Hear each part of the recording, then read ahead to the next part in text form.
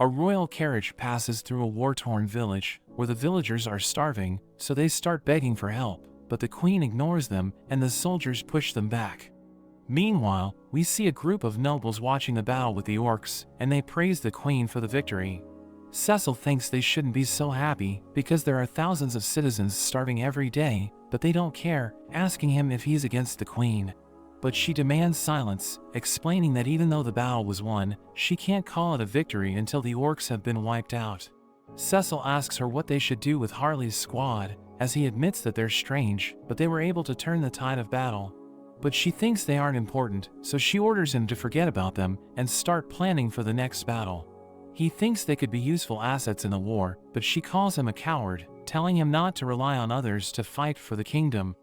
Princess Fiona thinks he has a point, thinking Harley's squad can help them win the war, but the queen tells her to stop, saying she has already made up her mind, and she concludes the meeting. After that, we see Fiona in her room as she watches the children fighting over a piece of bread, while she has plenty of food, but she refuses to eat. Cecil joins her, realizing she's skipping her meals, so he reminds her that starving won't help the people.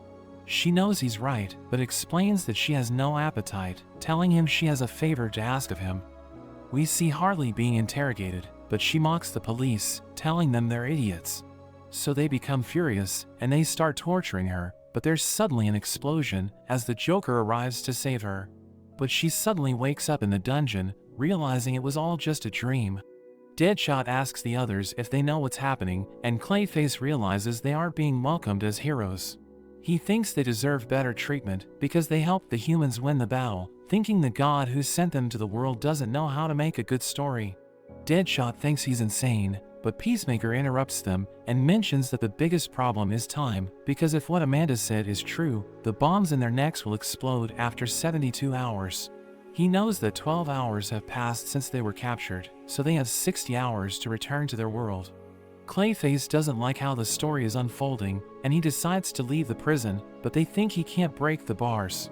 So he explains that brute force isn't his style, and he slides through them, saying he's about to change the story.